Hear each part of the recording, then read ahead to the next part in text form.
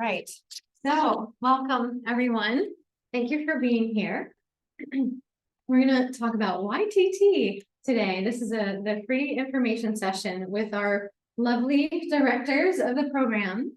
And my name's Kelly Fisher, and I am the new director owner of the Yoga Center of Columbia. Yeah, it makes me very happy. And also it makes me very happy to see all of you here today. So here's sort of the layout of the day. We'll introduce ourselves so that way everyone gets familiar with us.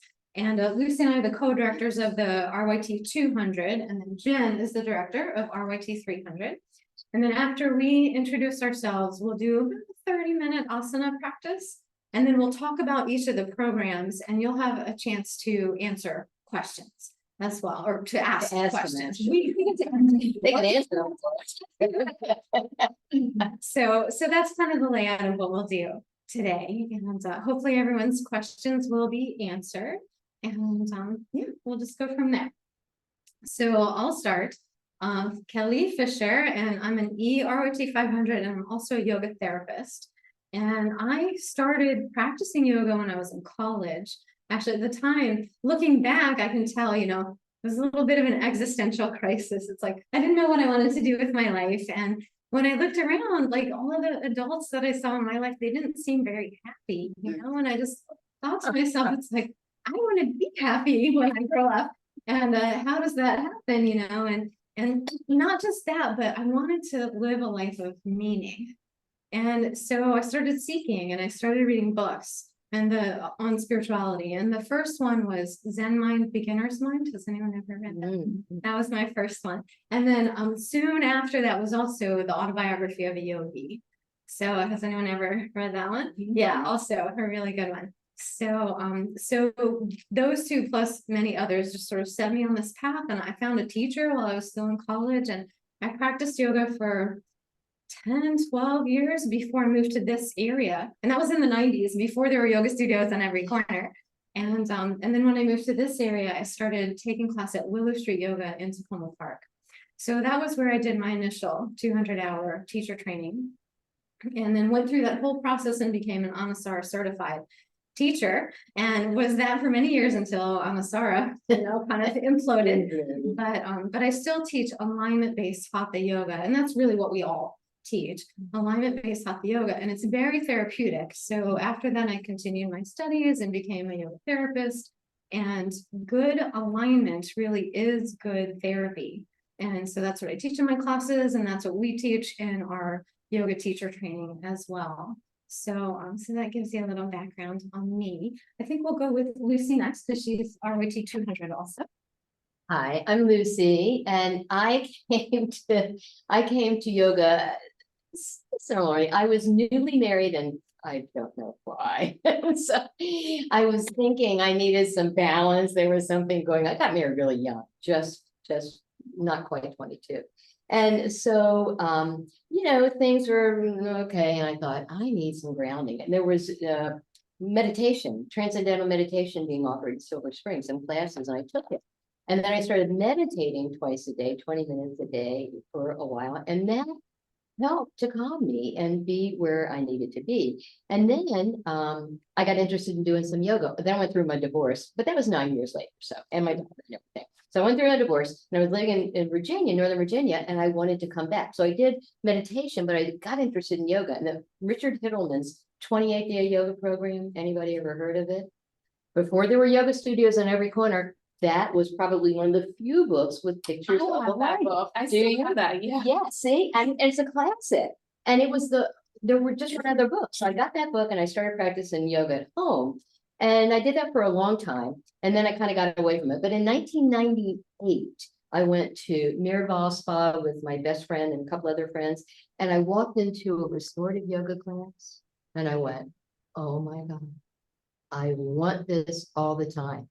And so I went to every yoga class while we were there. They're climbing walls and riding horses, and I'm in yoga classes because I thought that fits my body. I'm short, stubby, was never athletic, but I was always hypermobile, and I did like gymnastics and stuff. So anyway, I started coming to yoga. In 1999, I started teaching yoga. Now, I was going to a gym, and I walked into the gym, and I did my yoga class. I was studying with a yoga teacher, Iyengar based, where I worked. But I went into a gym and they said, can you teach? And I went, I haven't. And they go, okay, well, you're hired.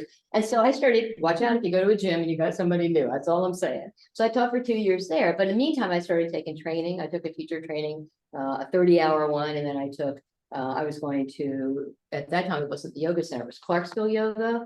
Remember where that was? I forget the name of it. Moses Brown was there and I was taking classes with him. I took teacher training with him of about 40 hours. And then I started going to Willis Street. I found Willis Street, and that's when I discovered, yoga, more of it. And so I went with I was with Kelly and Kathy Donnelly. We took our teacher training at Willis Street. That was the 200. Now we took the 300, I think the next year or so. And then I'm also a certified yoga therapist and an RYT 500. And so essentially I've been teaching now, I realized in June it was 25 years, 1999 till now. So I've been teaching for 25 years. And my prior job was as a financial policy analyst for the government for almost 33 years. So I did a lot of analytical stuff and a lot of, not so much numerical, but policy stuff. So when I came into here, the analysis is what really I keyed into.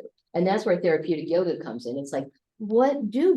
We look at a body, we see how people are standing, we watch them in a pose, we offer suggestions for how they can become a little more aligned, which will support them therapeutically, because the joints and the bones like to be aligned. And so that's exactly what I love about it. And so I started teaching some teacher training at Willis Street, mostly pregnancy yoga and some other things, and then here. And so I've been, and then a 300, and this is what I love. And so loving yoga and teaching yoga, it's just like the natural offshoot, don't you think? So if you love what you do and you're really enjoying it and you have a good time doing it and you want to share it with people, that's what Kelly was talking about. I want to live fully. And I want to feel happy and live fully. So that's where I am now. So I've been doing that for a long time. Now I teach a lot of therapeutic workshops and as well. And I'm excited about next year with hopefully all you guys in the 200 and the 300. And we're excited to play. Okay, that's all. Okay, thank you. You're welcome. Okay. And then Jen is our director of RYT200. Hi, everybody. So let's see. I didn't know I was soul searching, so I'm gonna go back to the beginning of yoga. So let's see. When I found yoga, it was because I had a recent back surgery, and when it was an emergency surgery, and when I came out of the surgery and I started to, work on improving the way that I felt, I found that I still had back pain, and the problem was fixed. So I began my journey of reading and studying and learning, and I kept coming up against so many different books and so many different people telling me that I should meditate. So I started my meditation practice at home as a way of combating this pain, and then eventually had doctors tell me that I was stressed. So in my reading, realized that yoga would be a good thing to do along with meditating, but I didn't really know what yoga was. I had never heard of it. And so I found the yoga center. Like, I think I must have looked it up on the computer. It was many, many years ago. And I called, and I still remember that first conversation I had when I called here, and I came in and I took my very first class. It was an extra gentle class, and I was scared to death of moving my body and the pain that I was in. And I just fell in love with yoga. I fell in love with this place. I love coming in here. It never gets old for me. So being able to come in here on the weekends and lead the trainings is going to be awesome. And so after that began my journey of just learning and educating myself. And in the beginning, it was really about educating myself for myself. So when I took my 200 initially, it was really just to learn more about my body and my connection into the yoga practice. But then the practice just, pulled me into teaching. It's by the time I did my first 500, I had started to teach a little bit, and then from there, really experimented with all different modalities of yoga. Like yesterday, I was going through so I could share with you guys some of them. I call it like the yoga of what's happening now, right? Like that there can be so many different ways of practicing yoga other than the way that we teach here at the Yoga Center. And I had a lot of fun learning and growing and practicing in all different ways in all different studios. But I have certifications in addition to my 200 and my 500s. I have certifications through like Iyengar wall yoga, balance board yoga. I taught for a while where you do the yoga up on the balance board. Mary knows because she was at Haven with me. And then just all different kinds of modalities like core yoga, restorative yoga, yoga nidras. I was volunteering for everything. I wanted to be the person that said yes for a while, right? So I was just showing up and willing to teach anything that people needed me to teach. And I did, and I had a lot of fun doing that. But just over time found my way back here. You know, this was the place that I wanted to be. And so during COVID, I decided to step away from the other studios where I was teaching and just focus primarily here at the Yoga Center. And it's been wonderful to be able to focus my full attention here. And also just being in the space where, you know, these are the people that I meditate with, these are the people that I practice with, and now this is the community where I'm teaching full time as well. So it's wonderful, and it's just a great opportunity. And the other thing I wanted to mention, oh yeah, this is what I didn't say, is that I'm a certified Pilates teacher. So I have a comprehensive certification in Pilates, which is really like the gold standard of Pilates. It's a 600-hour certification. And it's quite intense. It, you know, requires, like our trainings, requires weekends, apprenticeships. I did 2 apprenticeships. So it's a lot of knowledge with movement. And with that movement, that feeling too of integrating the stillness, you know, being able to learn to be still. So that's me. Thank you. All right, so why don't we just do a little practice? Yeah. Thank you. Okay, so take a good seat. Move your sitting bones back and apart from each other. As you rest your hands in your lap, you're welcome to close your eyes or otherwise just keep a soft gaze gently downward. And bring awareness to the effortless flow of your own breathing.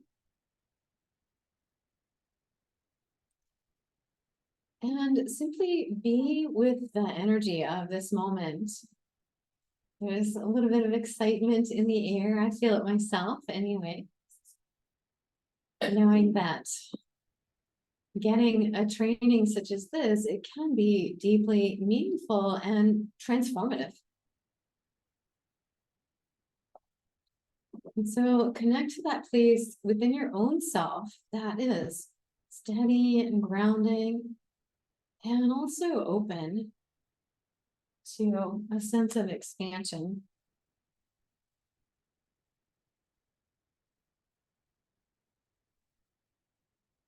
Allow your breath to gently deepen. And I always like to turn to Dana Falls. She always seems to have the right thing to say for the right moment. And Lucy helped me find these phones today. It's called Yoga's Reach by Dana Falls. It is a wonder how a simple stretch deepens breath and an elegantly held pose grows to touch the whole of me. Like sugar stirred into tea, the potency of yoga spreads from body into mind, heart, revealing an ocean of energy that heals and opens, holds me close, and sets me free, all in the same moment. And that's truly what yoga does for us and what yoga can do for anyone who just opens their awareness to the experience. Because you're in this room right now, you're open to learning more and taking your own love of yoga to a new level, being able to share it with others. And you've already done quite a bit of work to get to this point. So just breathe into that sense of your own self. What you already know and understand. And your own greater potential, possibility as well.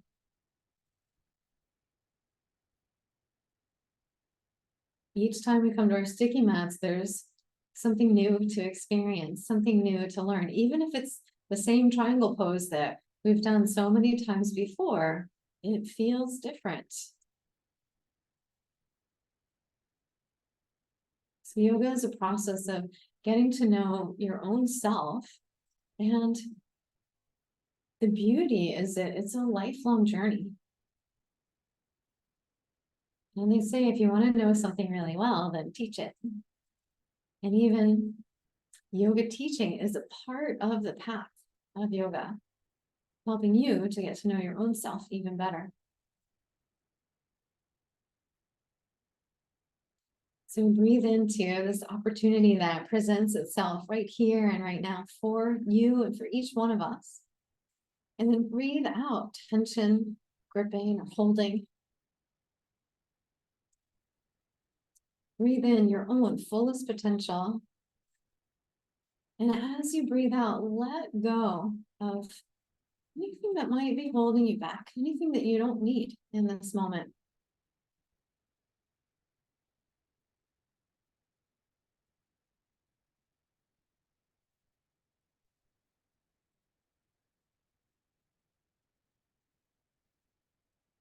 And then slowly we'll bring palms together against your heart center. Let's do the universal sound of Om, and we'll do it just one time here.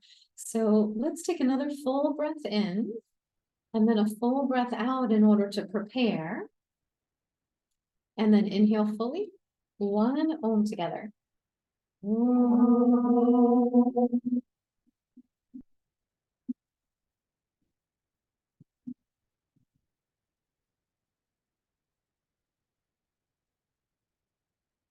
And release your hands and soft gaze as you open your eyes. Let's switch the cross of your legs. And if you need to shake them out a little bit first, totally fine. Stretch them out, shake them out. But then have the other shin in front. And we'll take Sukhasana, where the shins bisect and the feet are gently under the knees. If you flex your feet a little bit, that'll help the leg muscles firm to the leg bones. We'll do a seated side stretch. So externally rotate the arm bones. On your breath in, float them up just to shoulder height here. And as you breathe out, we'll tip to the left. So left fingertips come to the earth. With your upper arm, let's start by bending the elbow. Bring your fingertips to the shoulder, and with your elbow, we'll draw some circles in the air. How large the circles are is up to you. Let them be as large as feels good for you, and then circle in the second direction. So you want to keep the right sitting bone nice and rooted, but as your elbow comes closer to your ear, now extend the arm. Let your breath fill the space in your right lung and in between each of the ribs and the right side of the waistline. All the internal organs on that side down into your right hip. And then with your next breath in, we'll come up to center. And breathing out, side two. Let's tip to the right. We'll start with the elbow circle. So bend your elbow, fingertips to the deltoid, and then it's the fall. It's autumn season. Right, joints not to fall. Yeah. Have your chin away from your chest here and let your elbow circles be as large as feels good for your body. And go in the second direction. And then as your elbow comes in by your ear, extend that arm. Keep your left sitting bone rooted as the left arm extends, and take your breath into the left lung fully.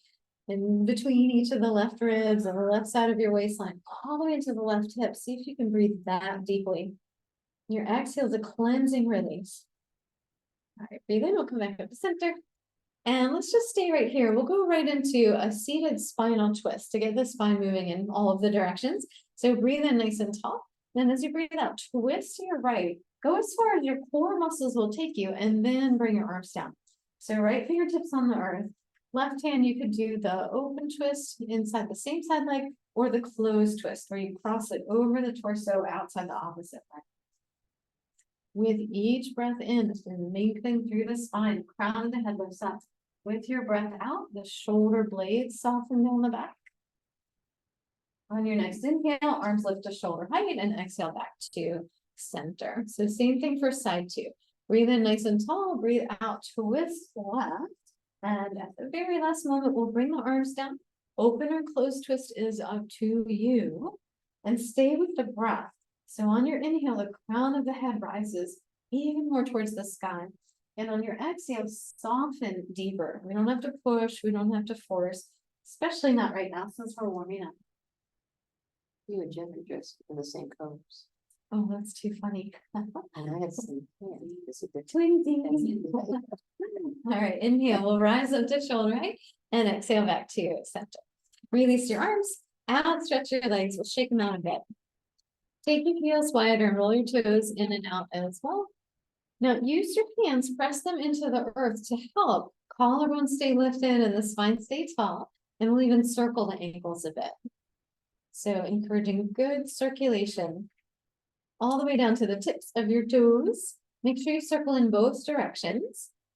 And then we'll come to table. Let's come to all fours. Now you can use your blanket to cushion your knees a bit to make yourself more comfortable, and have your hands an inch or so forward of your shoulders. That way there's room for the spine to move. Spread the fingers evenly, curl the toes under, and on your exhale, cat tilt. We'll take the back ribs up towards the sky. And inhale, cow tilt, belly down and chest forward. Exhale, cat tilt. Inhale, cow tilt. And just a few more times like so.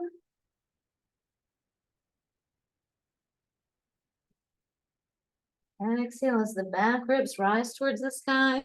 Inhale as the front ribs drop down towards the earth. Let's come back to a neutral spine. And I'm about to hand it off to Lucy, but let's do one more thing here. We'll start in table, hands towards the front of your mat. Extend your right leg straight back behind you. Press the foot into the floor. Take your left leg back, also plank pose. Pause here, connecting to a deeper source of strength from crown of your head to the soles of your feet. Now, from plank, we'll do down dog. You can bend your knees a little bit to take the sitting bones back and up. And then just enjoy the stretch as the sitting bones lift. Let your heels soften down towards the floor. I know for several of you, this is not your first downward dog of the day, but whether it is or not, if you feel the need to walk your dog a little bit, you can go there. Nice and slow and mindful. And then we'll stop the walking if you were. Let's lower the knees. We'll bring the big toes together, knees a little wider apart. Extended child's pose. Sitting bones draw back toward your heels and outstretch your arms. Do you want folks to come up to standing or do you want to just take it over? It's your time. Yeah. All right, so from extended puppy, down dog on your knees, can you walk your hands a little bit more forward, take your hips a little higher, turn your toes under, bring your knees back in line with your hips. And so now you're in extended puppy or downward facing dog on your knees. So don't take the hips all the way back. Most of you can. So come up on your fingertips. All right, so now you're in downward facing dog. So can you simply place the palms flat, keep the fingertips to the hips just where they are. Now on your inhale, press into the feet and lengthen the legs to come up into downward facing dog. In other words, don't come through table unless you need to.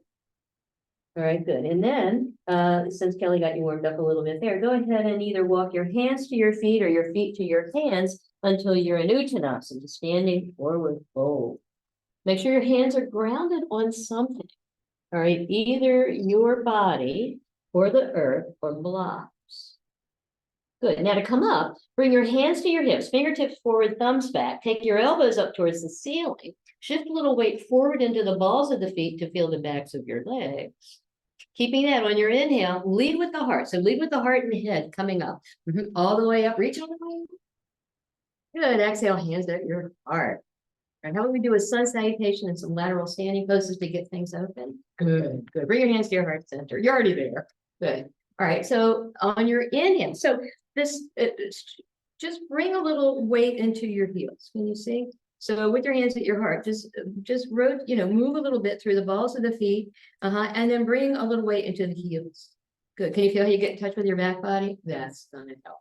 Good, keeping that. When you're inhale, all the way up, Urdhva Hastasana, space between your ears and the tops of your shoulders. Now exhale, try to keep your hips over your knees, over your ankles, as you take your arms out to the side or to your hips if you have back issues. Come down, touch the earth, your body, or blocks. A pranam, all right, a little different maybe. When you're inhale, take your palms to your knees, lengthen your arms completely, so open your knees, all right, and feel how head and heart are higher than your hips, right? All right, put a little more weight now into the heels again. All right, and again, can you connect to your hamstrings there? You're feeling them? So if that's too much, soften your knees a little bit. Good. Then exhale, place your hands on the earth and step the left leg back, straight leg lunge. All right, if you want blocks, I like blocks.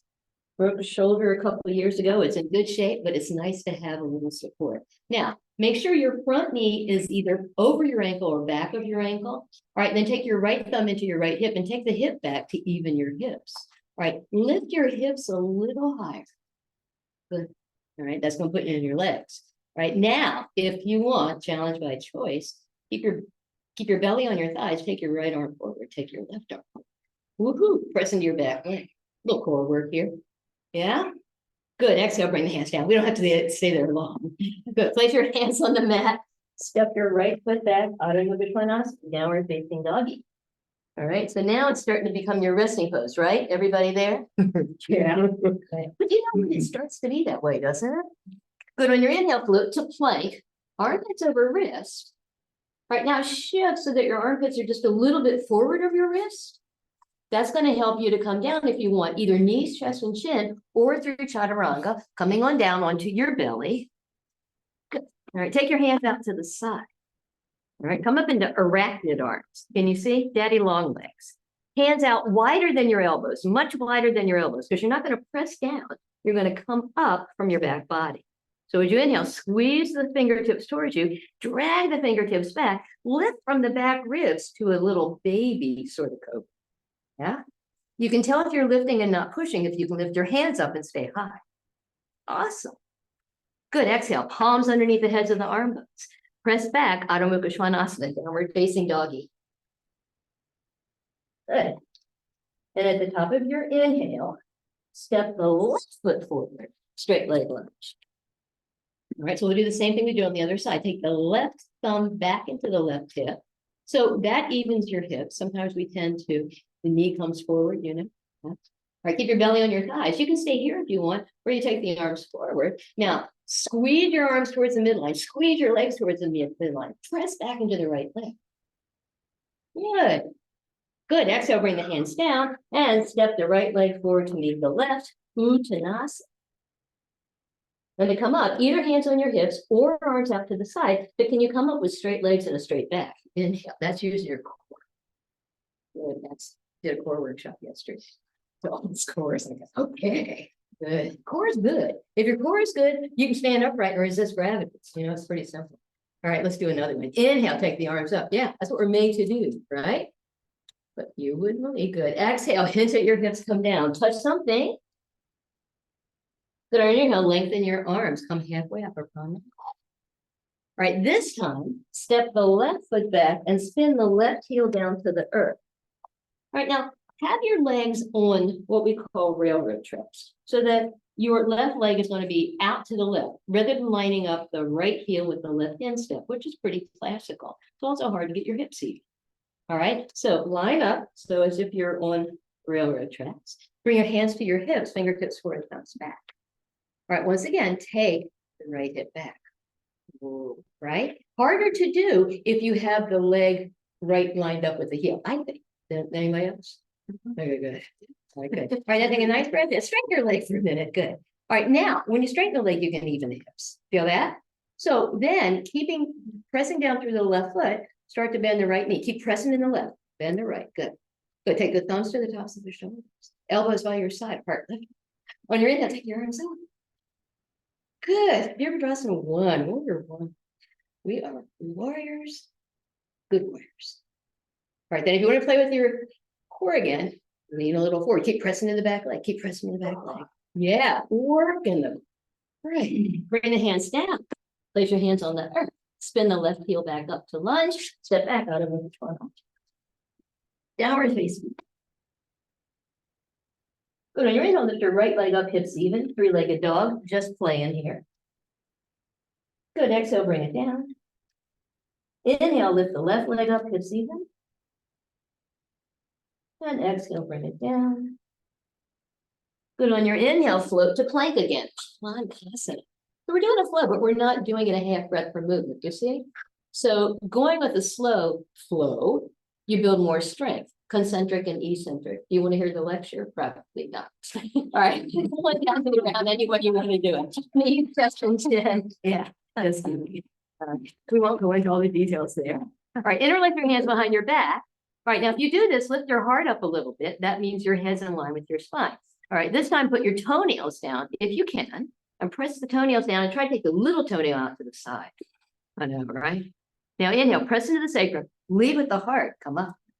Woohoo, little locust. And hold a peach under your chin as if you're holding a piece of fruit. And that will have you looking down towards the earth so you don't hyperextend your neck. Good. Good. On your exhale, bring the hands down, turn the toes under, press back, Adho Mukha Svanasana. Downward facing dog. And on your inhale, step the left foot forward, spin the right heel down. All right, and then come up, bring your hands to your hips, come up. All right, for just a minute. Now straighten again, straighten the left leg. So if you straighten the left leg, you are more able to even the hips. Now we don't want to be between a pane of glass, of course, but we want the hips more facing forward. So for Vera, yeah, there you go. All right, now take a nice breath in. As you exhale, press through the back leg, bend the front knee. All right, now again, this time come low. Right, so coming low makes you work a little more deep, right? You think? Good. All right, so this is getting us into connecting upper and lower body and the legs. Good, now to come up, bring your hands to your hips again, press into the hips, lead with the heart. Come up, take the thumbs to the tops of the shoulders, arms in, Virabhadrasana. Yeah. My heart is beating more, you guys? Yes. Yes. Good. Again, we're not doing this fast, we're doing a slow flow.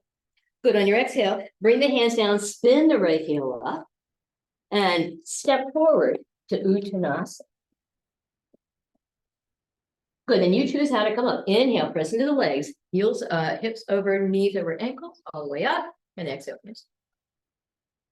All right, let's do a few lateral poses, and I'll turn you over to Jen. Is that good? All right, so you guys on this side can face the center. That's how we usually do it. You guys on this side, you can be on the long side of your mat. Okay. It's good. So take a wide stance, please. Let's see your wide stance. How wide can you go without losing movement? So I'll go this way. Good. Okay. Wide stance. So a good guide, that doesn't mean it works for everybody. It depends on the length of your arms and legs. But if you take the hands and arms out, you line up the ankles underneath the wrist. That's a pretty good gauge, but it might not work for you. So most people, as you know, well, you don't know. When you teach, you'll know. Most people take a really narrow stance. So getting to have their legs wide is good. Right now, we're going to turn, we're going to internally rotate the back leg from the source, from the foundation. Come up on the ball of the left foot, spin that heel back, and feel how this whole leg internally rotates here. That's good. That's going to open that back leg. Turn the right foot out 90 degrees. I know, right? Right. Now, your 4 points, okay, your rib points and your hip points, they're facing more forward. You have 4 points on your feet, 4 points on your torso. They could be others, but that works. Good. Take a nice breath in. As you exhale, press ground first through the left foot. Bend the right knee. So you want to come down more equally than forward. So ground through the back leg so that you come down rather than going forward. So, yeah, you feel it? So when you do that, you're coming more evenly through the legs. We tend to go a little forward. All right. So Virabhadrasana 2, warrior 2. Yeah. Take your left hand down to your left side. Turn your right. Breathe in and exhale, go for it. Reverse warrior 2. See if you can keep the front leg from straightening, which it wants to do. Not bad. It's okay. But maybe a little challenge. Yeah. Good. Inhale, come back. Take the right forearm to the right thigh, left hand to your left hip. All right, now take your left hand on your left hip, take it back a little bit. Wants to come forward. Take your left hand in front, grab your underside right wrist. Turn yourself over. Good. Take the left thumb to the top of the shoulder. Extend that arm up and over. Or extend. I know, right? I'm giving you a lot of instructions. Yeah, we would probably spend more time, but today we're going nice and quick. Good, so you're feeling this extended side angle, right? Opening up the whole side from the left fingertips to the left outer foot. Right, now keep that, take your left arm up. Straighten your right leg. Take your right hand somewhere on your right leg, either above or below the knee, or anywhere you want. If you touch the ground, fine. I didn't cue you for blocks because you don't have to go that deep, but you can if you want. Yeah, take the left eye back a little. It wants to come forward. Oh, yeah. Good. All right, then if you want to play, take your left arm forward a little bit, almost like extend the side end, lift your right arm up. Whoa, challenge my choice. Good, good. Inhale, take the hand down, right hand down, come on back up, turn your feet parallel, just because you can, yeah.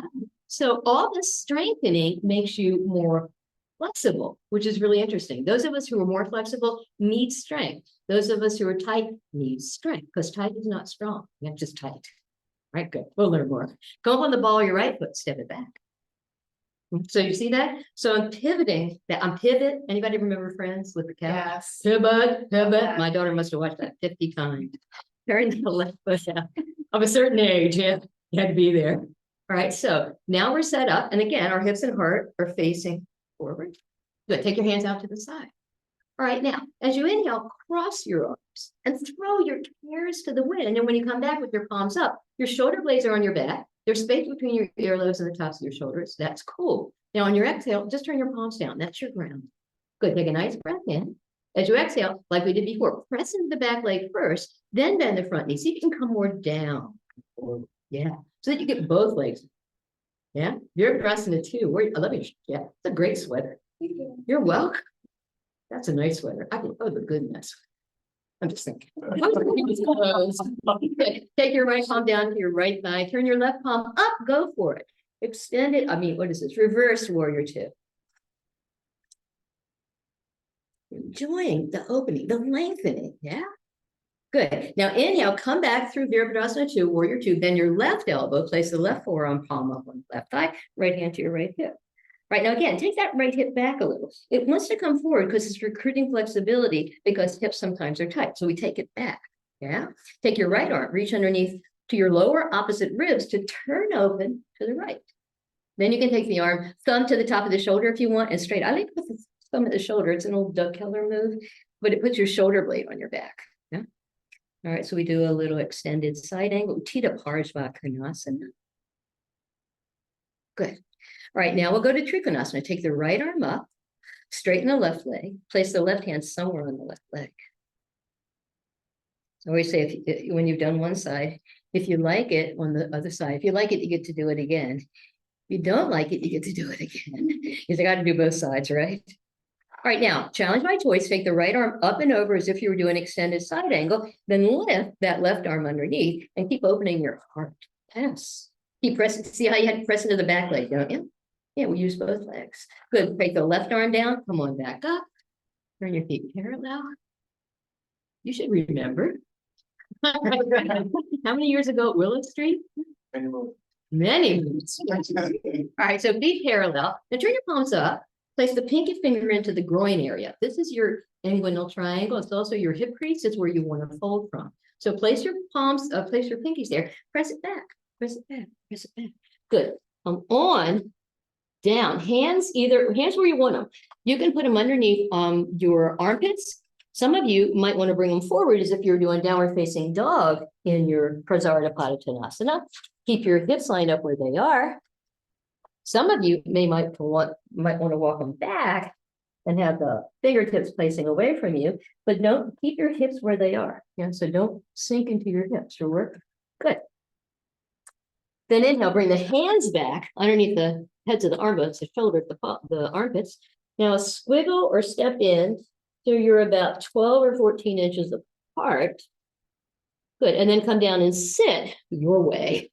All right, you can do malasana if you want, or you can come down and bring your bottom to the earth. You can sit on a block or a blanket. That's beautiful. Wherever you are, can you have your feet on the ground? So you might want to roll a blanket back behind the backs of your heels, like Chris is doing there. Chris, say hi. Chris is there. There she is. Good. So, but because that keeps you from straining. Yeah. And you want to lift up. Yeah. Okay. That's when you get your foot. That's it. Nice. Air chair, beautiful adaptation. So this is what we do. You adapt. That's beautiful. The spine is long, beautiful. All right, you stay there a few days. Only kidding. Come down to your bottom and stretch your legs out and do a little bit of this. Okay, Dandasana, a little windshield wiper, and I'm going to turn it over to Jen. Oh, Lucy, you're welcome. That felt great. Good. I always forget about you. I forget about my class with you, and then I'm like, oh, Lucy. Yeah, we play. We play. I like it because if you're doing the same thing all the time, you're in your habits. If you change it up, you got to look at it differently, and that's when you start to learn and grow. So a lot of times we don't do the poses the same way. We do, but spend a lot of time playing with it. All right, let's bring our legs out in front. And I'm up on my blanket, so invitation to bring your bottom onto a blanket, taking my thighs in and my hips back, and coming into a strong stack position so we can feel all that core power that Lucy just revved up for us. Just allowing the feet, the legs, the hips, the low body to settle you. Begin to feel the length of your spine. And imagining that beautiful line from tailbone all the way up the body through the crown of the head. Sides of the throat can draw back and your eyes can soften or close for a moment.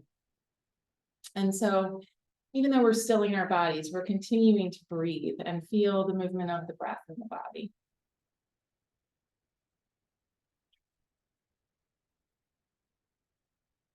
And then as you blink your eyes open, we'll bend the right knee, walk that right foot up, continuing to sit up nice and tall. Let's do a twist.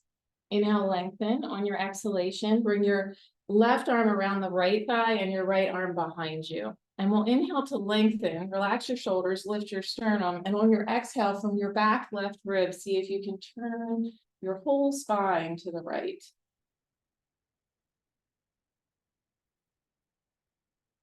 Hugging in towards the midline, feeling that outer right hip and thigh, and maybe even turning your head, looking beyond that right shoulder, even allowing your gaze to reach past the right shoulder. Like whenever we do twists in yoga, I always imagine it that we're turning towards the thing that inspires us. We're turning towards our intention. So it's not that we're trying to push away the other stuff, we're just moving in the direction of the things that help us and that motivate us and help to focus us. We'll take one more breath here and then go ahead and release back to the center and stretch that right leg back out. We'll bring the left knee up. Inhale, sit up tall. Exhale, take your twist to the left. Again, nice equal weight between the right and the left sit bone and lots of energy through the feet, the legs, the hips, relaxing the shoulders, elongating your spine from tailbone to crown, and then from the back right ribs, twisting a little bit more.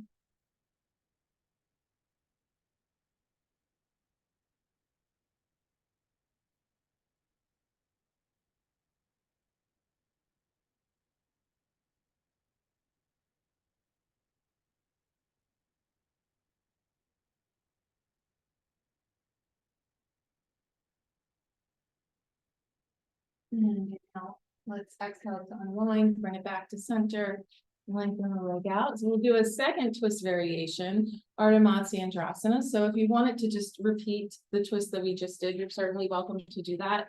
Or we'll cross the foot over. So right coming over the left, and you can bring that left leg in a little bit closer. So you can remain here with that left leg straight, or if you like bending the left knee, bringing that left heel in a little closer to your right glute. Lots of energy through that left foot. Inhale, let's sit up tall. On your exhale, we're twisting to the right again, hugging that outer right hip and thigh in, feeling that support from your right fingertips behind you. And so you can keep hugging with your left palm on that outer right thigh, twisting from your back left ribs, or if you like, reach with your left arm up and then bending your left elbow, bring the arm to the outside of the right thigh, and you'll be able to twist more.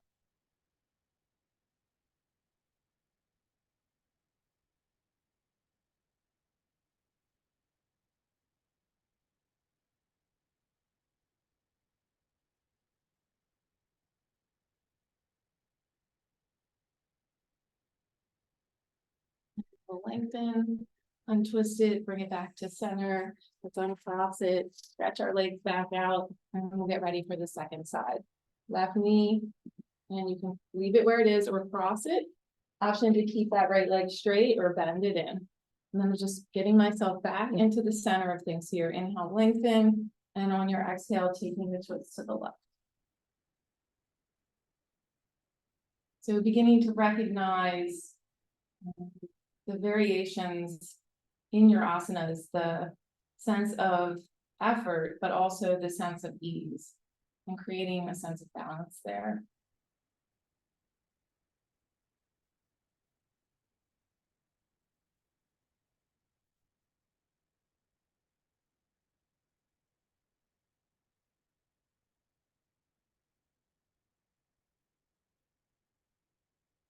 And lengthen, exhale, untwist, bring it back in, uncross, and stretch the legs forward again. Come back to a nice, strong stack position.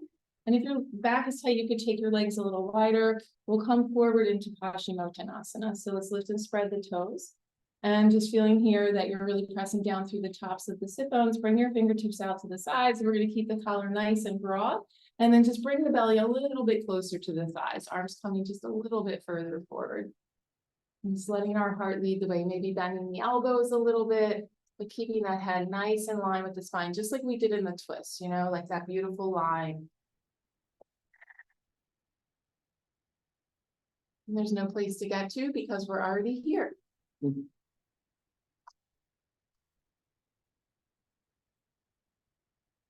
Take one more breath here. Let's lift tall again.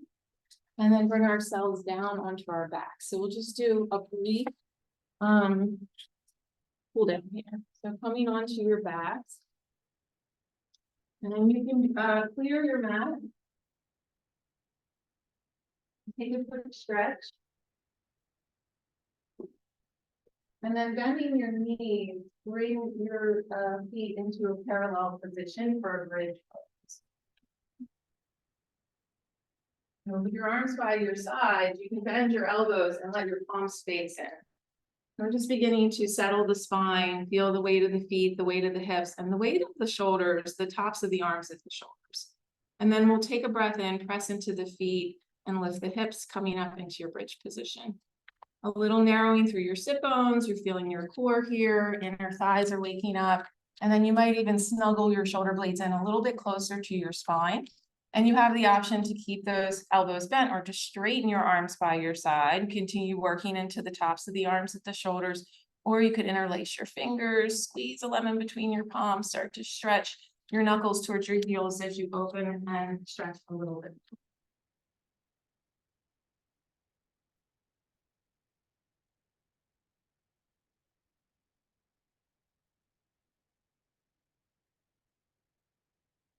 And we'll take one more breath here.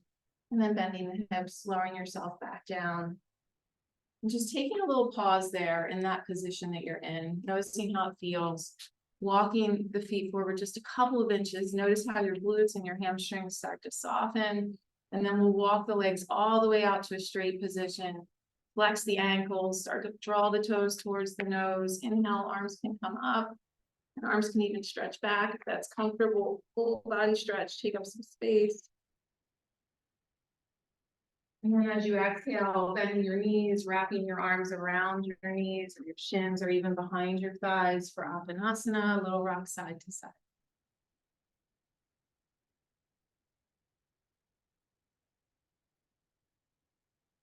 And continue hugging that right knee in. Let's bring the left foot onto the floor. You can have the left knee bent or the left leg straight. It's up to you.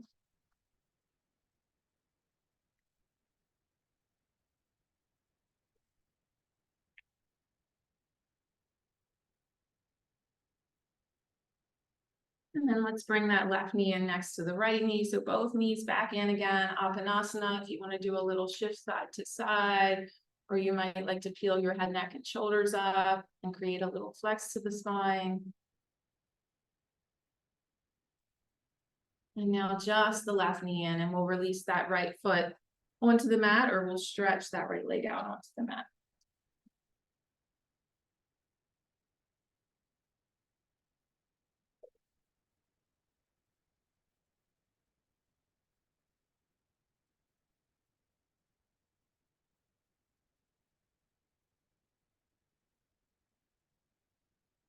Go ahead and release your left leg next to your right leg. Let's inhale, arms up and back, legs straight, full body stretch. And now take it to like a wide stretch, like you're making an X with your body. Walk your feet and legs wide, let your arms be wide. Continue opening and breathing in any way that feels good. And take a breath in, and then as you exhale, we'll bring the knees in, but we'll keep them wide for a happy baby stretch. So knees will come a little bit more towards the side ribs and the armpits.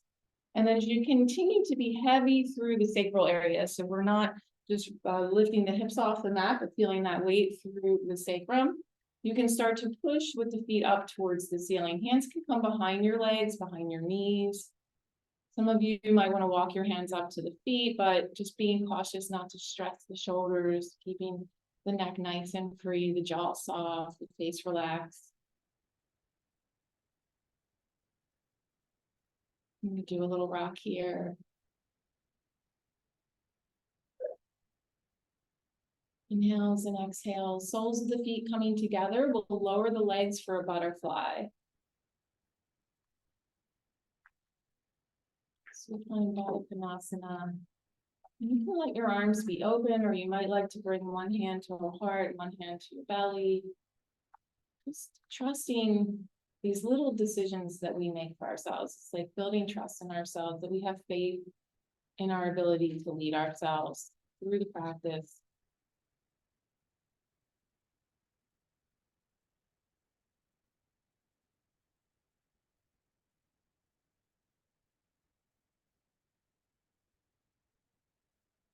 And you can continue there in your butterfly, or if you'd like to bring the knees up and stretch the legs out, go ahead and do that. We'll just have a brief relaxation.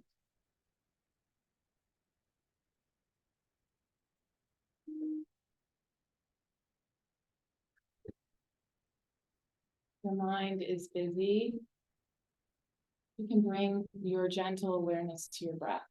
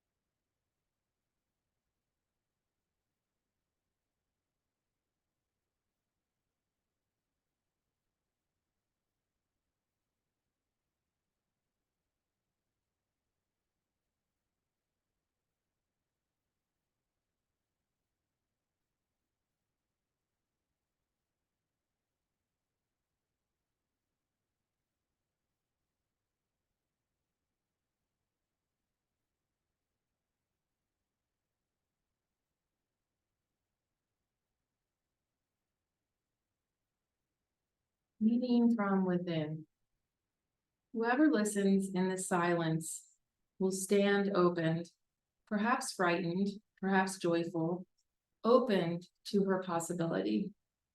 What is called in her rises from the ground, enters from above, and is found in her body. What she is given is secret even from her. This silence is the seed in her of everything she is falling and falling through her body to the ground from which she comes. It finds a hidden place to grow. If she listens, allows its growing shape to lead where the dark-edged sickle of judgment cannot go, it rises and flowers in old wild places, renewing creation and restoring the soul. And so as you invite a deeper breath now, you can begin to make little movements and then bigger movements gradually as feels good to you, taking good care of yourself, stretching and moving in any way that feels good.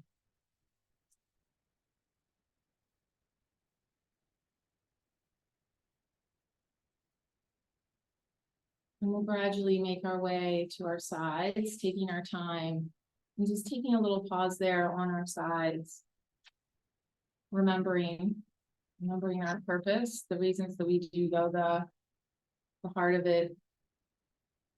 And then using our hands and the lift of our shoulders. Let's press back up to seated.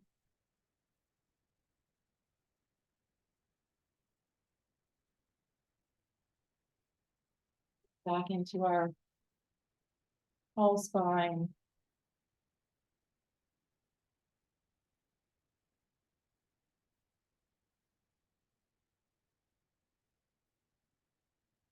And bringing our palms together in front of the heart. Anjali Mudra at the heart. And let's close the practice together with Om. Exhaling. Inhaling. Om.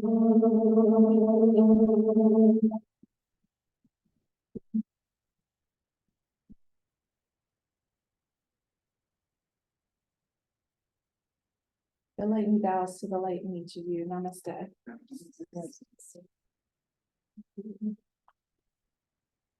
Thanks, Jen.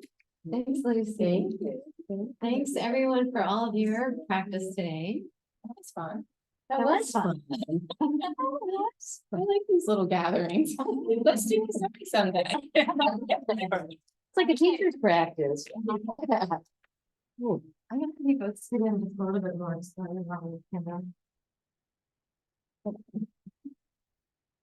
Look, got my best part in your face.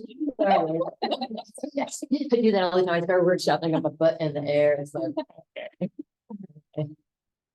So let's get a show of hands. Who is here who is interested in RYT200? You've not done that before. Okay. Great. And so then 300, you've already taken a 200 something. Okay, excellent. So, so we'll just talk a little bit about the programs and then you can ask your questions. So both programs are set up in a very similar way. We meet one weekend per month, except for in the 300, there's an extra weekend in there. For 200, it's 11 months, 11 weekends, and for 300, it's actually 13 weekends over 12 months. So it's a Friday night for a few hours, and then Saturday, like 12:30 to 6:15, Sunday 12:30 to 6:15. And Yoga Alliance gives us certain like criteria that we need to meet. So for the 200 hours, you need to do and learn certain things, and likewise with the 300. And in the 200, we actually have a manual, which is pretty exciting. We just started these in the last year. Everyone gets a binder, and Jen brought her binder. So for the 200s or the 300s, you'll get a binder to keep all kinds of handouts and stuff too.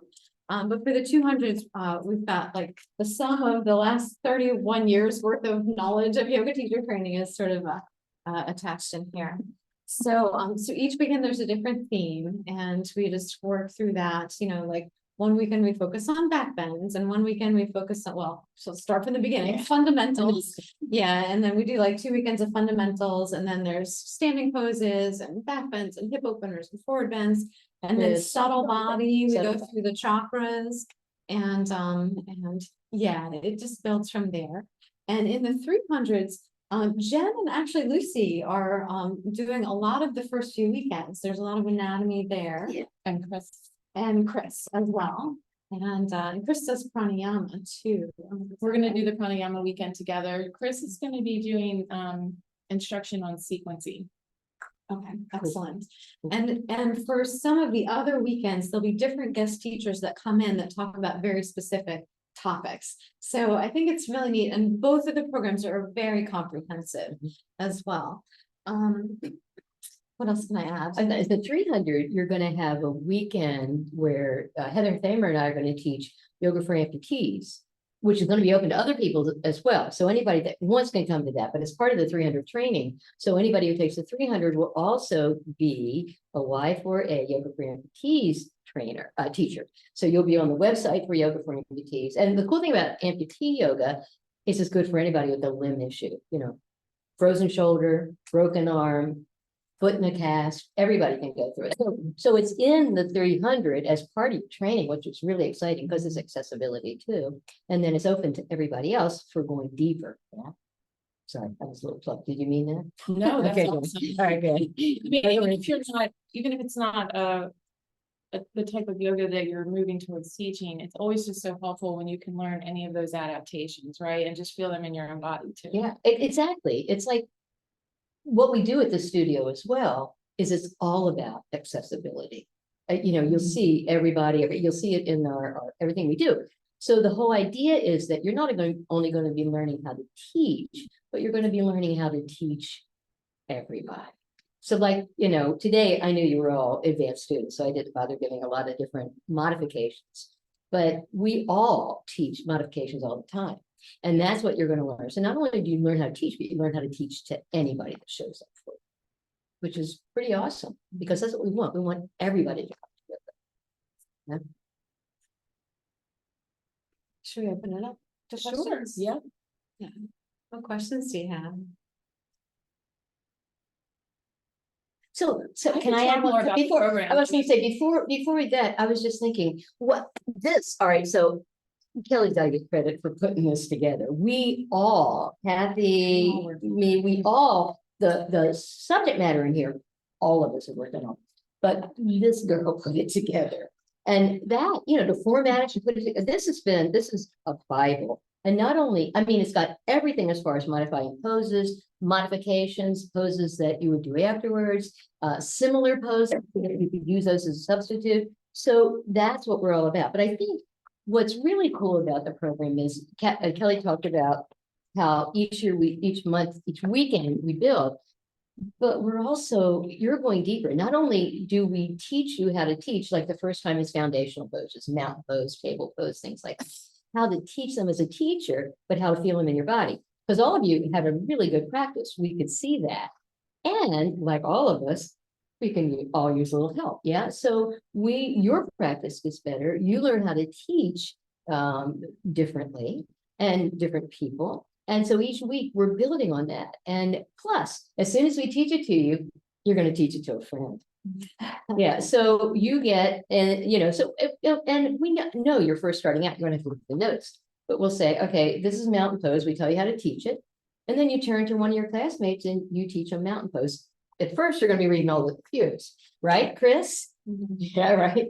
So Chris is finishing up the 200 and going into the 300, or at least asking about it. So, and Natalie, who's online, is in the same position. So they finished this year. No, Natalie was the year before. What am I talking about? Natalie was the year before. She's been out teaching already. Yeah, sorry, girl. All right. And so, but we teach you each week. So you get a lot of experience in this program and how to teach, not just what you need to teach, but you actually get to do it. And I think that's really key. Plus, in April, you teach a free class at the yoga center. You don't have to teach the whole thing, but you'll teach 2 or 3 poses. And we invite everybody in to come. So you get to practice at the yoga center, you're teaching a class. It's team teaching. Yeah. So each person is responsible for like 3, maybe 4 poses, Yeah. and you go through a whole class with your classmates. Yeah. And then, the whole thing together makes up a whole class. So that's really an exciting. It's really an exciting time, and everybody dreads it. And then afterwards they go, wow. They're more empowered because they've taught. And so that sort of builds, then then you can build on that. You feel a little more comfortable. So again, the program has been built over these 30 years to be progressive. And so you're learning all the time, which is why we have 11 weekends and they're scheduled the way that they are. Now, And can I? yeah, of course. So I didn't mention it. It's not just like yoga postures Right. too, right? We go into the philosophy as well. And so especially in the 200 level, we really look at the 8 limbs of yoga, which are on the tree over here. So the first 2 limbs are the ethical principles, the yamas and the niyamas. Oh. So each weekend you get one yama or niyama to like focus on for that month. You have a little homework assignment so you can study that one and go a little deeper into that experience. And then next month we come back and we talk about it a bit, and then you get a new yama or niyama for the next month. So that's really kind of a neat way to be introduced to the philosophy more and to really experience it for yourself as well. And that's when people their lives start to change. So that, the first, I don't know if you know, the first yama is ahimsa, meaning non-harming. Okay, Gandhi lived by that, non-harming. And so when you journal for what that means for you, it could mean any number of things. But we give you, we give you some of the philosophy and some of the readings about it. And then you journal for the month. You go, what does non-harming mean to me? And it starts with ourselves, right? Do I, speak kindly to myself? Do I give myself space if I don't do something as optimally as I would have thought? So people start to feel this journey as they look into these tenets of yoga that structure a well-lived life.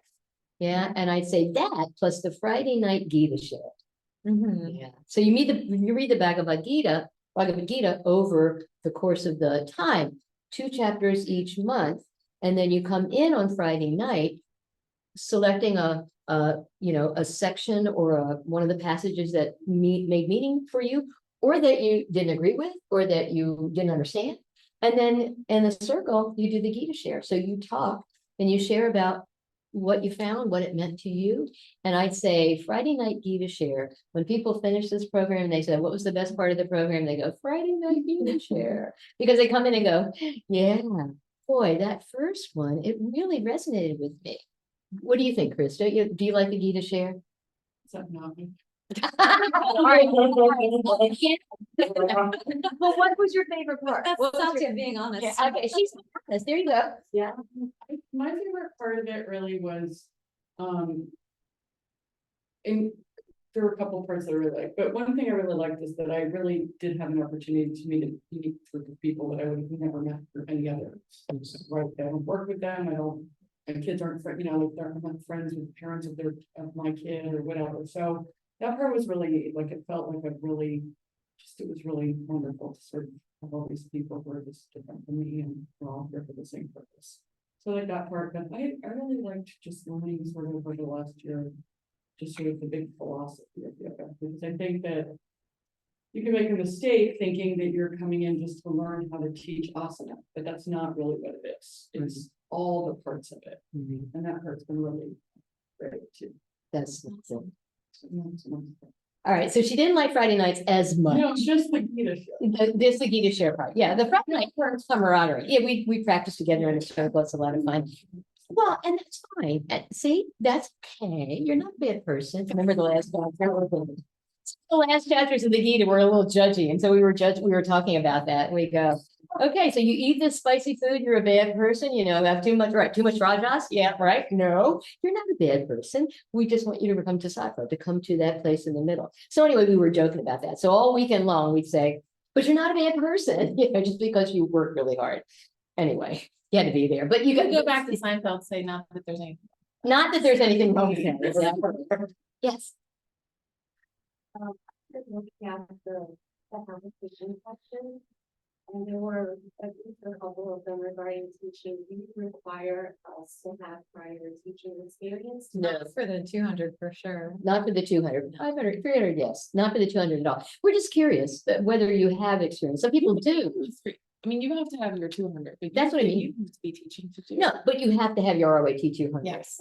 Which means that probably you're getting 30 hours over 3 years or something, right? Yeah. You don't have to be actively teaching classes somewhere, but at least, yeah.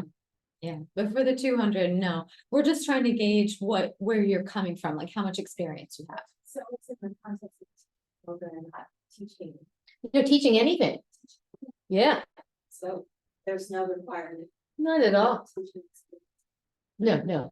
I used to teach recruiters how to answer the questions for collecting data in Navy recruiting. That's teaching, but that's not yoga teaching. Let me just tell you, dealing with recruiters, not the same thing. Just saying. Okay. So, yeah, Elaine. You also talk about how to get started as a teacher, like where to go, how to get yourself We do. into places. A lot more of that comes toward later on in the program because we want to give you the fundamentals of the practice and the teaching first. But yeah, the whole final weekend before graduation is focused on the business of yoga. So. And I would like to add to that, just like from what Chris said, like you've become part of this amazing network of the Yoga Center. And I think this is one of the things that really distinguishes us from other programs is this network, like not to talk with businessy, but you're with these other people, these like-minded people that want to do this training too, but then you're also become part of the legacy that is the yoga center. And there's just more opportunities, like through time, the more time you spend with other teachers that have those same, that are moving in the same direction, you have more opportunities to have teaching experiences. I mean, you really do. They just come up over time. I think the more that like we immerse ourselves in the community, the more that it begins to unfold itself for us, so even though there is like the business of yoga, and I think you guys do an awesome presentation on that, and that we do that in the 300 as well. There's going to be a section on that towards the end on like self-promotion, and I'm certainly not doing that one. Karen's going to do it. But this idea of just by like stepping into the program, you're already sort of beginning yourself on that journey of being able to have that opportunity to teach. So, and building on that, you stay close to these people for life. yeah. Okay. We started out together Yeah, at Willow Street. That's how we met. And Kathy Donnelly the same way. And then we started teaching the retreats at Kent Manor Inn. That was the first time we taught together. And that was 15 years ago, Yeah, something like yeah. that. So we started teaching weekend retreats, and then I did my 300 with you. that's right. That was that during the pandemic? It was, wasn't it? No, I did my first I did my 300 when you did your 300. At Willow Street? Oh, I thought you did it with Kathy. No, I did it at Willow Street. I did it with Kelly at Willow Street. I didn't think you did. I did it in like 2004. I think that was 13. Yeah. And no. Cool. So, but you stay close to these people because you've been through this. It's like birthing a child. You've been through, your life will change. Let us just say that your life will change. And I think in a good way, because it's just, you learn more about yourself. The whole idea about yoga is that you want to yoke together body, mind, spirit, emotions, all those things. And when you're doing yoga, and you're studying yoga, you're bringing all the pieces of yoga together so that you become more whole. Yeah. And you'll be close to these people you'll never lose touch with them. We have many who come here to the yoga center for book clubs, many prior groups, and they'll meet regularly, and they come in, every 3 or 4 months, and they'll come meet and they'll discuss a book that they're reading, or they'll just get together and chat or have a practice, and then they go out to lunch. And so It's like a reunion of their Yep. class, as you'll find out. yeah, So, really cool. Question for the 300, outside of the reminder, how many books? So I actually brought our books. It's not so many, just for this time. So we're doing the Yoga Sequencing by Mark Stevens. And then we're going to do the Yoga Sutras. It's the Mukunda Styles translation, and there's a new edition of that. See how the translation is very small, no stress. and there's very little Sanskrit there too, right? And Essential Pranayama by Jared Gibbons. This is just like a sweet little book. It has pictures. So a really nice pranayama book, which Chris and I will use in the weekend that we study pranayama, but that will be used throughout also. And then Lucy's book is the Functional Anatomy of Yoga, David. That's for the 300. So those are our 4: sequencing, anatomy, Yoga Sutras, and pranayama. And I just wanted to add, for those that are here for the 300, that it's slightly less structured than the 200 in the sense that there is that 50 hours that you can use to study in a way that it might be an area where you want to go a little deeper. So let's say you did the weekend with Lucy and teaching amputees became your focus. You could actually use part of the 300 hours to go and take more or get practical experience teaching in that way, right? So there is 50 hours that is not included in the 250 of the program, and those 50 hours are used in for you to delve deeper in an area that you're interested in. So it's the idea is that you have that structure and that framework from the 200, and you're able to take that and decide where you want to put your focus. And we will do a little bit of everything, but there is a lot of yoga therapy throughout the program too. Is it structured the same in that there's because of yoga. What is it, the yoga? Yoga Alliance? Yoga lines, like we have X number of apprenticeship hours, X number. Yes. Like, so it's that part's all. kind You of- want me to, it might be useful to everyone else too. I think that's the same across both, then yes, I mean. Same as. Well, it's a little bit different because, as I said, the program to fit it into a year, our weekends, our training become 200 hours, right? So our training weekends are 200 hours, and then we need to come up with that other 100 hours. So 25 of those hours are gonna be a required apprenticeship, where we'll go into, one of the classes, it'll be Lucy, Kelly, it could be me, or Chris or Remy, and you'll, that's included in the tuition, and you'll do an apprenticeship for a section and have some practice teaching during that apprenticeship as well, if that, if that's what's appropriate for that class and that teacher. And then, so that will be 25 hours, and then you'll get another 25 hours from observation. So you'll continue to go in each week or each month, a couple of months, and we'll do 15 during the course of the year. So you'll have 15 observations. So that takes us to 250 hours. So now we have that 50 hours, and we get to use that to enrich the depth of the program. So you could do, for those additional 50 hours, you could take workshops, you could do additional apprenticeships, you can develop and present a workshop that you would teach, and then you would come in and share with the group about your teaching. You can do a research paper and develop a topic and research it, and then come back and again share with the group like what your findings are, what your questions are for further study, or where you plan to take it. And you could also do a teaching project where you actually develop a series of classes and then go out and teach a population. So let's say whatever yoga therapy you're learning that's inspiring you, you might say, well, I'm going to do my project on that, and now I'm going to teach this new population of people, and I'm going to develop these class plans, and I'm going to actually teach these classes during my year of training, and then I'll come back to the group and share with the group how that went and what I learned from it. So there's different ways that you can come up with that extra 50 hours. Some of you will, sign up for extra apprenticeships. Some of you would take extra trainings that interest you, and then you could always just do the workshops or the papers or the projects, if none of those things. Does that make sense? And you can kind of, first of all, what's cool is that we're having the conversation now. So if you're planning to sign up, you can start that now. You can start the observations now. You could start the apprenticeship as soon as the new session begins. You can certainly begin to think about if any of these projects or any additional trainings interest you. So that once you put down your deposit, Yoga Alliance says that you can begin accruing hours towards your 300. So that's cool. So I'll just mention.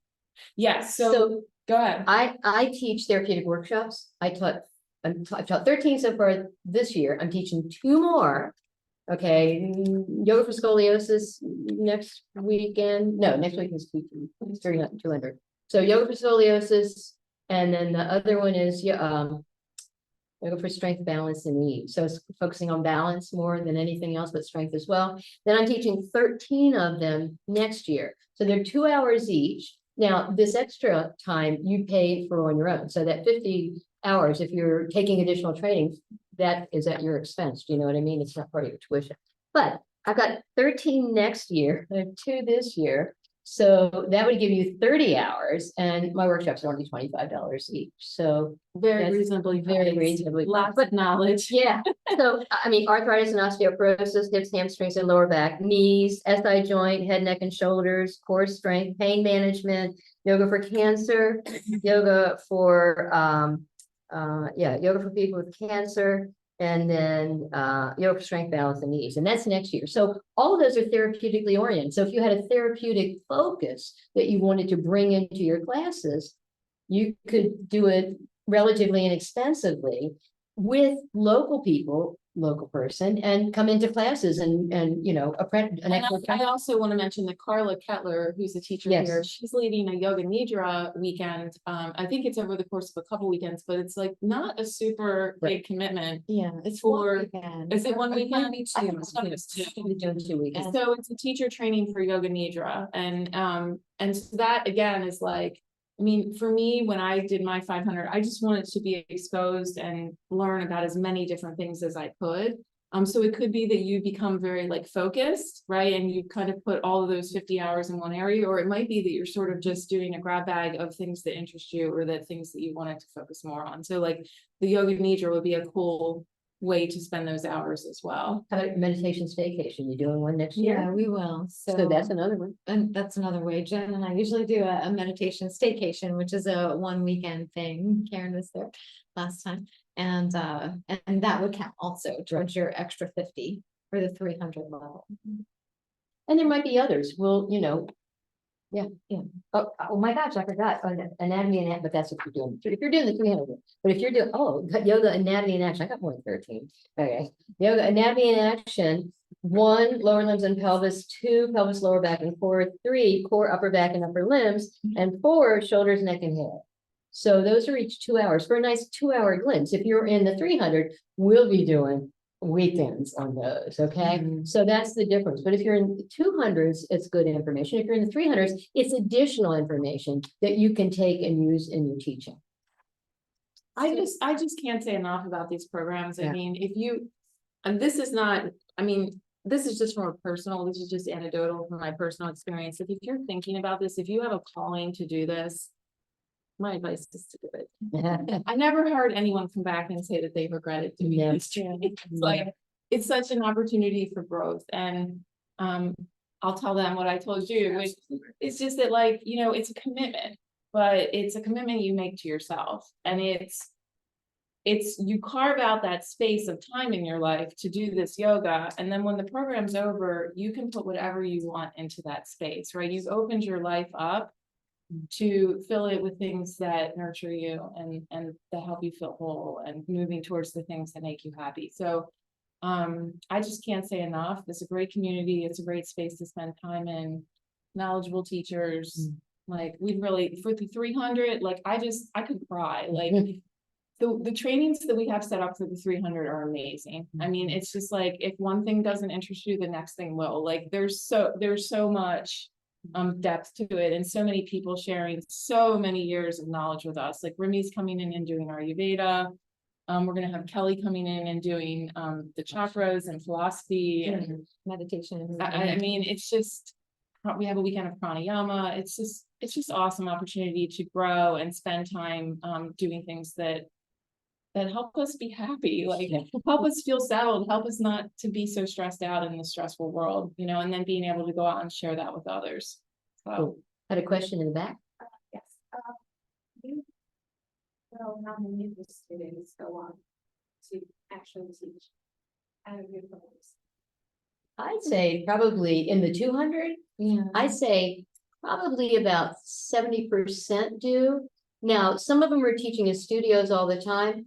Some are teaching in smaller places like senior centers. Somebody who came to my workshop yesterday and emailed me about some other things. She teaches 3 at a community center.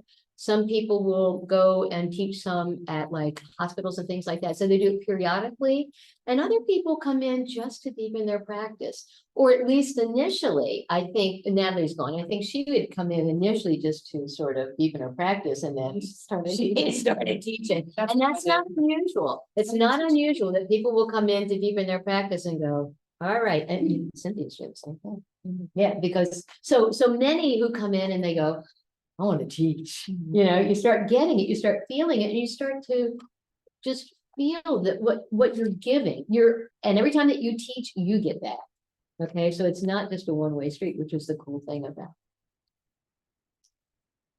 I have a question. So obviously the course of the year, and so and I know you have the dates out there. So what if you know that you're gonna miss one?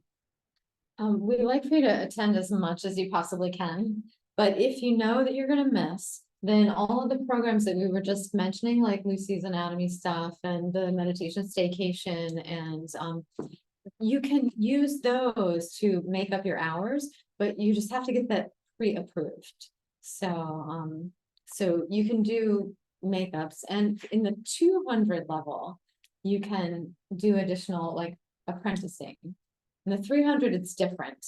But what we generally like for you to do is extra training or workshops or something that have been pre-approved. And there are plenty of those out there.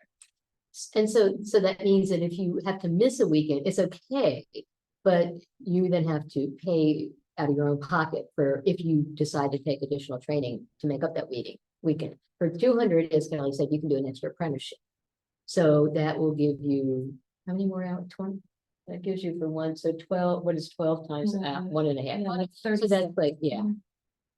12 times 1.5 is like 18. Right? Oh, 18. Yeah, it's like 18. So you could do an Not extra good today. apprenticeship, and our weekends are 14, 15. So in other words, the program's there. We will be recording it so that you'll have the material that you missed, but that doesn't mean that you don't have to make up the hours that you know what I mean? So that's important. And the fact that your tuition covers all those weekends, all your apprenticing and observing that you're scheduled to do, plus a free class for you, not free, a class for you each week with either Kelly, me, just and Maybe Kathy. there you go. So, but that means that you get one class to attend and take a class each week for the whole year, even though we end in November. So you get a class each week with either with Kelly and me, and probably Kathy Donnelly too.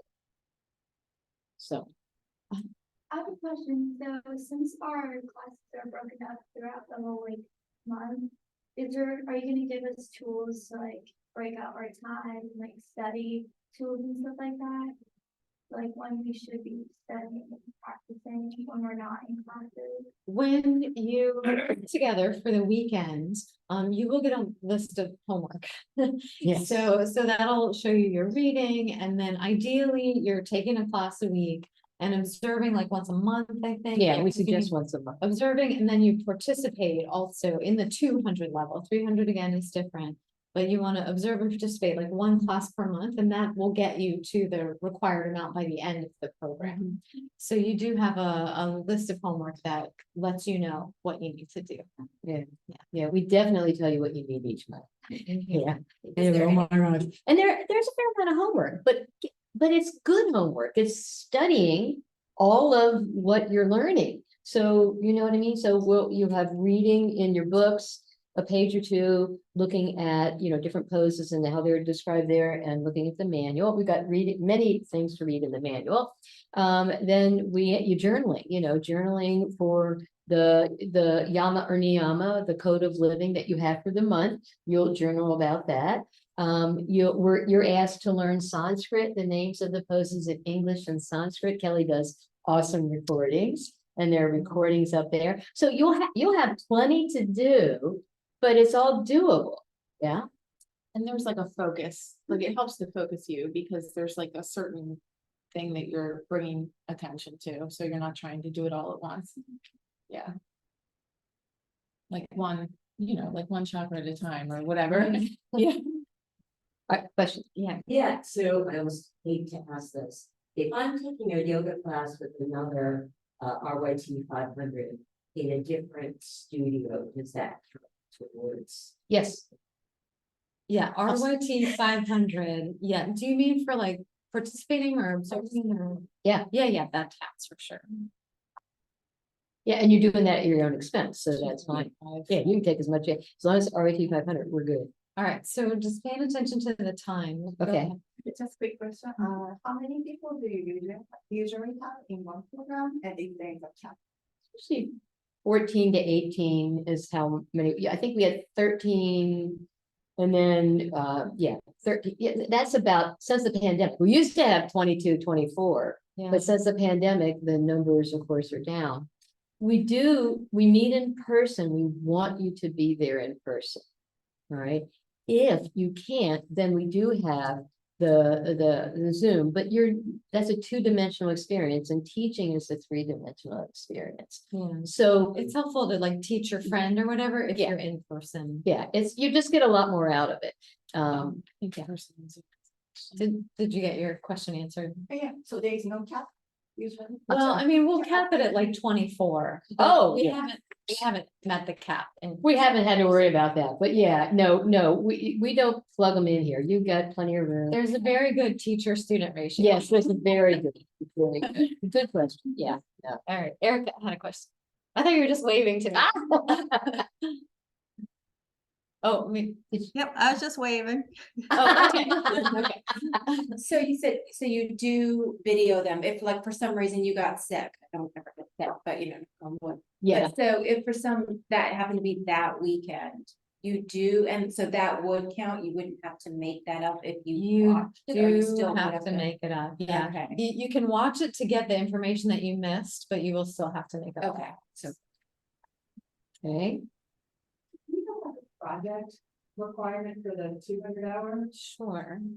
We have that in the manual. So there's a few ways to do your student project, and one of them is to teach a set of classes to a population that you are connected to. So, you know, maybe friends and family, and you do like a series of 4 to 6 classes or something.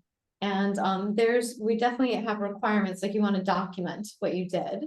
If you're choosing this path to teach 4 to 6 classes, say, we want to see your class sequences. We want to see what you learned, if you needed to adapt anything. And we also want students to provide feedback for you. So, and that's written down in the manual as well. So that's one way to take care of the student project. And that could be either to a population that you know, or maybe like it's a new population, a service project for a population that is more needs-based. And then you can also do a self-study or even a research report. So for self-study, that would be like choosing an area that you want to focus on in your life. Like say you feel like you're not very good at practicing ahimsa toward yourself.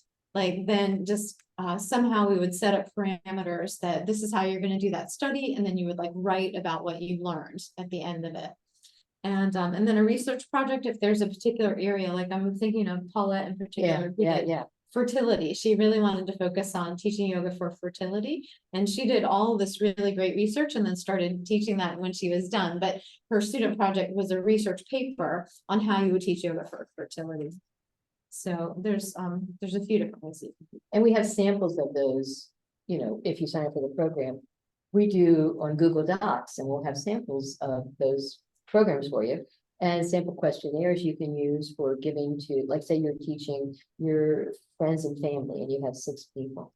And you might hand them a questionnaire when they first start out. You know, what do you know about yoga? How's it feel?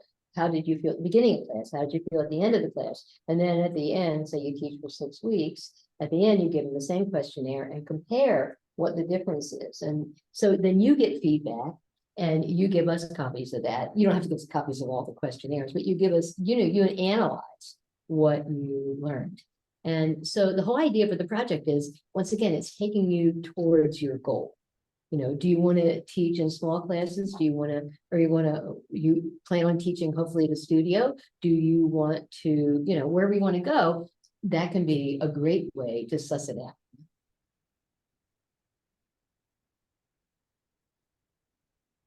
Okay, if anybody has any other questions along the way, you can, if those that are interested in 300 can always reach out to me. I'm happy to have a phone conversation or text or email. So just let me know.